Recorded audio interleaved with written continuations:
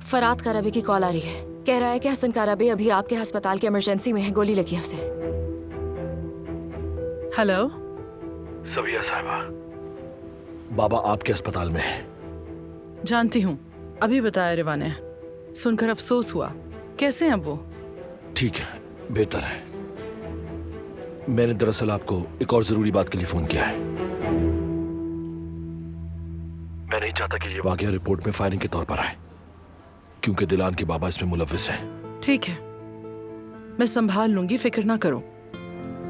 और हसन साहब खतरे में तो नहीं है ना? नहीं नहीं, बस कंधे पर चोट आई है। ठीक है, मैं सब कागजी कार्रवाई ऐसी करा लूंगी कि मसला ना बने। जल्द अच्छे होंगे हसन साहब।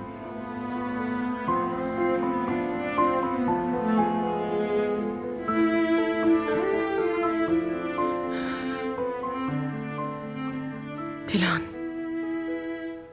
मुझे अभी दिलान से बात करनी है। सूरत हाल बहुत खराब है, बहुत। सबिया साहिबा रिलैक्स हो जाए। अभी शायद ये वक्त मुनासिब ना हो। जब हालात कुछ संभल जाएंगे तब जरूर बात करिएगा।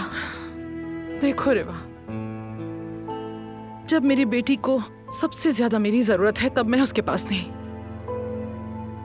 आप इतना सब्र कर रही हैं, ये सब कुछ कर रही हैं उसी के लिए है।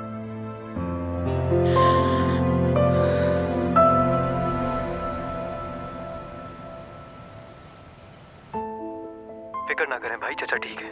इतनी ज्यादा नहीं लगी उन्हें। मैंने कहा था ना, बस मामूली सी खराश है। बस 2-4 टांके लगे हैं और कुछ नहीं। गुड। और दूसरा मसला? वो मसला भी हल हो गया है भाई। पुलिस बीच में नहीं आई। हॉस्पिटल के रिकॉर्ड में सब मुनासिब तरीके से नोट किया गया है। अब आखिरी चेकअप है, उसके बाद हम लोग घर आ जाएंगे। ठीक है जिहान, शुक्रिया।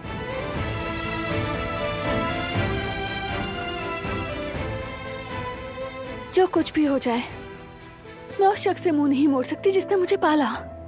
मुझे बाबा से मिलना है, उनसे बात करनी है। ये मुमकिन नहीं है।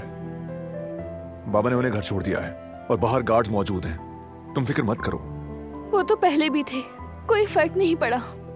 बारान समझने की कोशिश करो। इस अंधेरे के आगे हमारी ताकत कुछ भी नहीं। रिलैक्स रहो बस। नहीं रह सकती, क्योंकि इसका हल नहीं है कोई। ये मामला कभी खत्म नहीं होगा, कभी नहीं। मैं कब से खत्म करने की कोशिश कर रहा हूँ दिलान। न तुम्हारे बाबा न अपने चचा की परवाह है। मुझे फिक्र उन बेगुनाहों की है जो बिला वजह इन झगड़ों में पिस रहे हैं। क्या सूझी तुम्हारे बाबा को, हाँ, कि वेपन लेकर यहां जवाबी कार्रवाई करने आ गए? अगर किसी को कुछ हो जाता, अगर तुम्हें कुछ हो जाता, जहान को, बाबा को, या हमारे किसी अपने को कुछ हो जाता, तुम कहीं नहीं जाओगी। समझ गई? तुम कहीं नहीं जाओगी।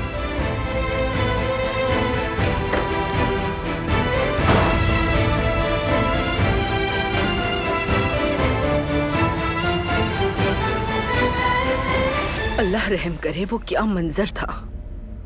अभी तक हाथ पांव कांप रहे हैं। खुद को संभाले अम्मी, अपना ख्याल रखिए। देखिए सब गुजर गया, अल्लाह ना करे, लेकिन देखा जाए तो इससे भी बुरा हो सकता था। एक के बाद एक मुसीबत आ रही है। आखिर कब सुकून आएगा इस हवेली में, किसी को कुछ मालूम नहीं। सही कह रही हैं, हर दिन कोई ना कोई नई मुसीबत है। लगता है हसन साहब भी नहीं जाएंगे और ना ही बेगम साहिबा उन्हें भेजेंगी। बस अब तो दिल में एक ही दुआ है कि इस हवेली में सुकून आ जाए, सब थोड़ा ठंडे हो जाएं। फरात कुछ कर न दे, बस इसी बात का डर था मुझे। शुक्र है कि तुम वहाँ मौजूद थी, वरना मुझे लगा था वो भी सईद को मार ही देता। अल्लाह ना करे अम्मी, मैं तो बस घबराहट में उन्हें रोकने की कोशिश कर रही थी। पता नहीं मैं क्या कह रही थी, क्यों कह रही थी, समझ ही नहीं आ रहा था कुछ। लेकिन काम हो गया ना, यही अच्छी बात है। आटा खत्म हो गया तो मैं बस अभी लेकर आती हूँ।